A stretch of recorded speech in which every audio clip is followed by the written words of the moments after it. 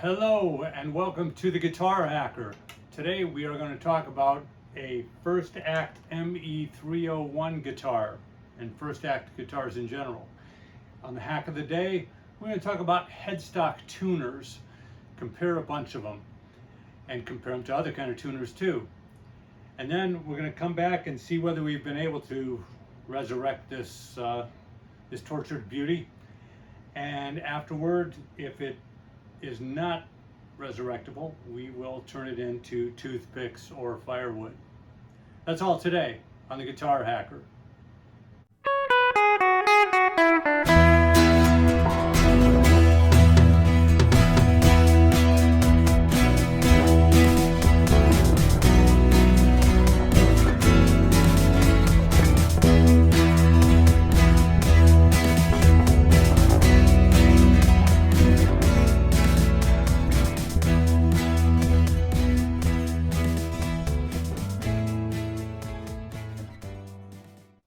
So today we're talking about this First Act guitar. First Act is an interesting company. They started up in the late 90s by a bunch of people from a company called Duracraft who had no experience with guitars, but they hired Kelly Butler from the Gibson Custom Shop, and he helped them design some guitars, and they put together a company around that. What was really strange about it is that they sold some very expensive guitars. They got guys like Brad Whitford from Aerosmith, Paul Westerberg, and Adam Levine to actually endorse the guitars. And again, they made some good $1,000 or $2,000 guitars that were available in a custom shop, which was located in Boston on Boylston Street, kind of in the high rent district. And I actually went there, and I happened to be at a trade show around 2004 and checked this site out, and it had really nice guitars in it. It was a really nice shop. But then they also made guitars like this, the ME301, which they would sell at Target for not very much money at all. And the biggest problem was that they called it First Act, which to me is just about one of the stupidest names I've ever heard a company call themselves, especially in the guitar world. And they might as well have just put, "I'm a beginner" on the headstock. Companies like Gibson and Fender are smart enough to, call them something different, the beginner line, but something that didn't say, "I'm a beginner" on it. All right? Or First Act, meaning like, I'm not the headliner, I'm the first act on the bill, which is usually the worst act on the bill, and the people are streaming in while they're playing. Anyway, I digress. First Act started out and they tried to mass market these guitars, and I guess they did okay, but I think the name actually caught up with them most. The guitars, the workmanship's not that bad. You can see it looks just like a Strat. In this case, it's got kind of a roasted maple neck, which would not mean that much to a beginner, but it's a neck that feels good and it doesn't look too bad.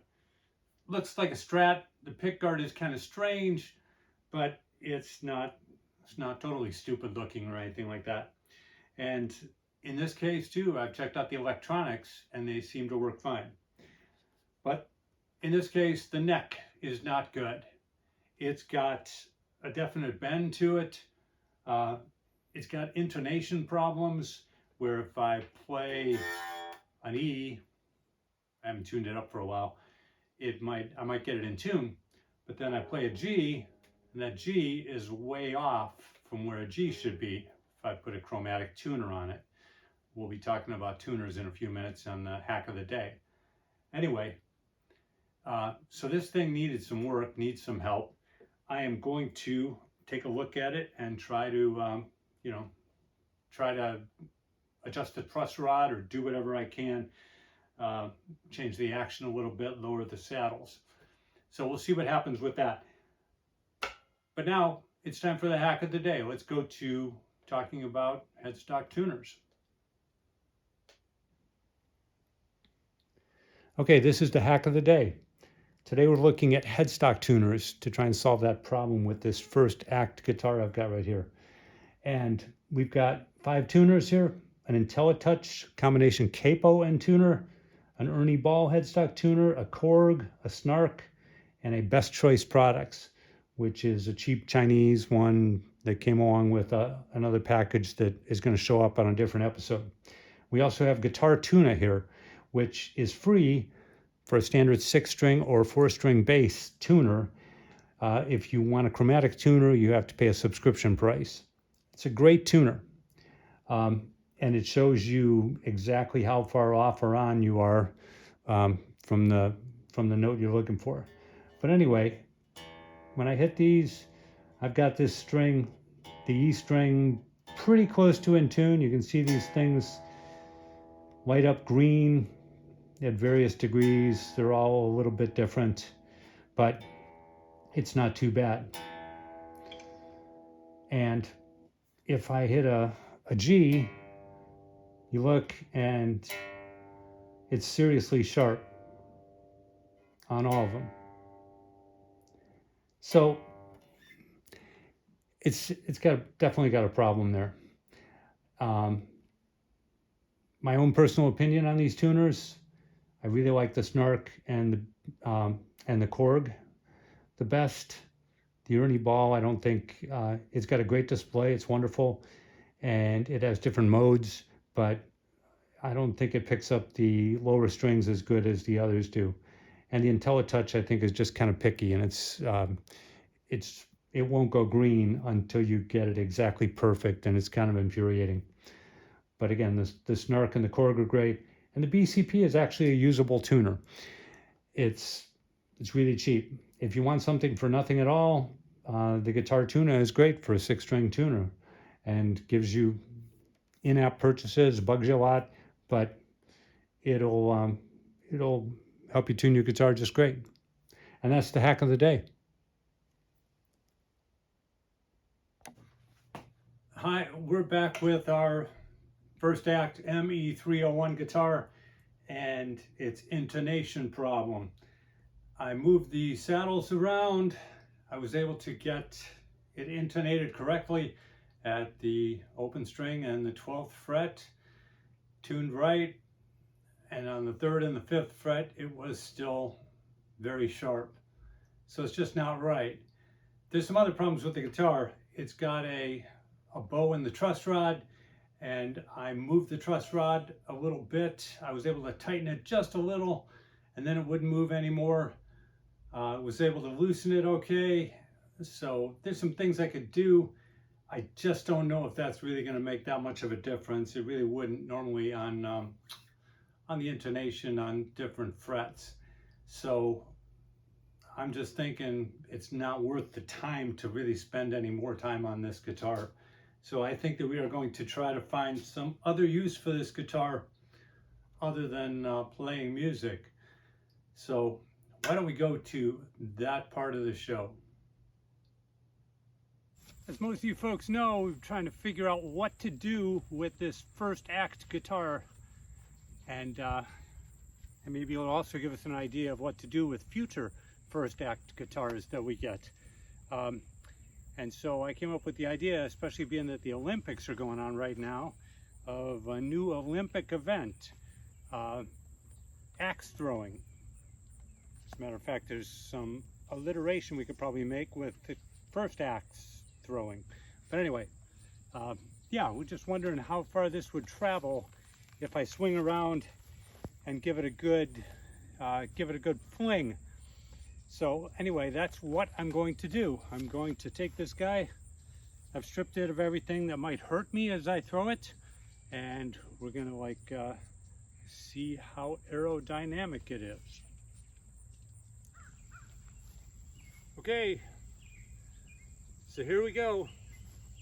No idea how this is gonna go. What the heck?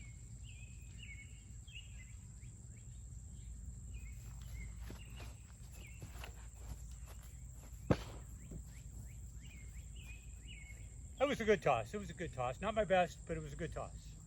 So after our first toss, we've got a problem with the guitar. The only damage we see is that the neck pocket has a chip knocked out of it. So I'm thinking that we could be seeing the neck flying off after this next one. But I'm going to give it another shot here. It also looks like you might have a crack starting up. Yeah, we definitely have a crack starting up between the neck and the tremolo enclosure. Anyway, let's give it another shot. What the heck? Okay, he's lining up.